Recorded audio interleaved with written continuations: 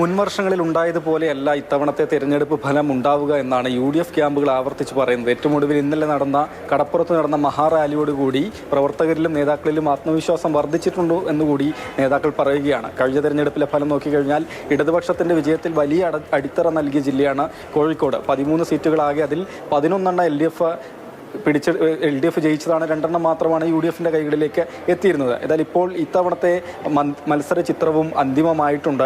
ഈ സ്വതന്ത്രരായി മുന്നണി സ്ഥാനാർത്ഥികളായി മത്സരിക്കുന്നവർ ഏത് ചിഹ്നം ലഭിക്കുമെന്ന ആകാംക്ഷയോടുകൂടിയാണ്. ഇപ്പോൾ ഞാൻ കോഴിക്കോട് കലക്ടറേറ്റ് സിവിൽ സ്റ്റേഷനിലാണ്. എൻ്റെ തൊട്ട് പുറകിലായാണ് ബേപ്പൂർ മണ്ഡലത്തിൻ്റെ വരണാധികാരിയുടെ ഓഫീസ് എന്ന് പറയുന്നത്. ഇവിടെയും ഈ ബേപ്പൂരിൽ UDF സ്ഥാനാർത്ഥിയായി സ്വതന്ത്ര സ്ഥാനാർത്ഥിയായി മത്സരിക്കുന്ന PV അൻവർ ചിഹ്നം ഏത് ലഭിക്കുമെന്നറിയുന്നതിന് വേണ്ടി വരണാധികാരിയുടെ ഓഫീസിനകത്ത് കയറിയിരിക്കുകയാണ്. ബേപ്പൂർ മണ്ഡലം സംസ്ഥാനത്ത് തന്നെ തീപാറുന്ന പോരാട്ടം നടക്കുമെന്ന് ഉറപ്പിച്ച മണ്ഡലം തന്നെയാണ്. ഇവിടെ PM മുഹമ്മദ് റിയാസ് ഇടത് സ്ഥാനാർത്ഥിയാണ്. അദ്ദേഹത്തിനും അപരനുണ്ട്. PC മുഹമ്മദ് റിയാസ് എന്ന പേരിൽ അപരൻ ഉണ്ട്. പത്രിക അവസാന നിമിഷവും പിൻവലിക്കാൻ തയ്യാറാകാത്തതുകൊണ്ട് അപരനുണ്ട്. PV അൻവർ എന്ന പേരിൽ തന്നെ ബാക്കി മറ്റു 4 സ്ഥാനാർത്ഥികളുണ്ട് എന്നതാണ്. അതിൽ അൻവർ PV എന്ന പേരിലും ഒരു അപര സ്ഥാനാർത്ഥിയുണ്ട്. ചിഹ്നം ഏത് ലഭിക്കും?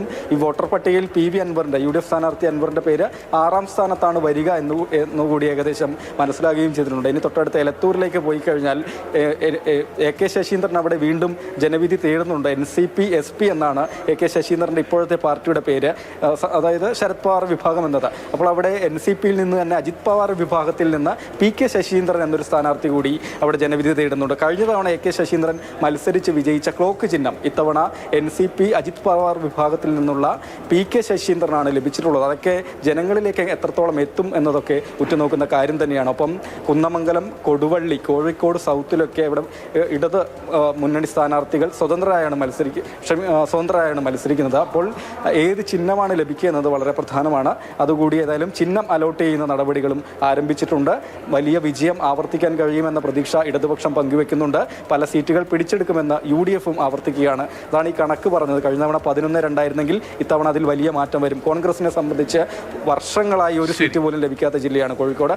അതിൽ കോഴിക്കോട് ജില്ല പ്രധാനപ്പെട്ട മലബാറിലെ പ്രധാനപ്പെട്ട ജില്ല. അവിടെ ഇന്നത്തെ തെരഞ്ഞെടുപ്പിന്റെ ചിത്രം, ഇന്നത്തെ തെരഞ്ഞെടുപ്പ് പ്രചാരണവുമായി ബന്ധപ്പെട്ട് എന്തൊക്കെയാണ് ഏറ്റവും പുതിയ വിവരങ്ങൾ എന്നുള്ളതാണ് അറിയിച്ചത്.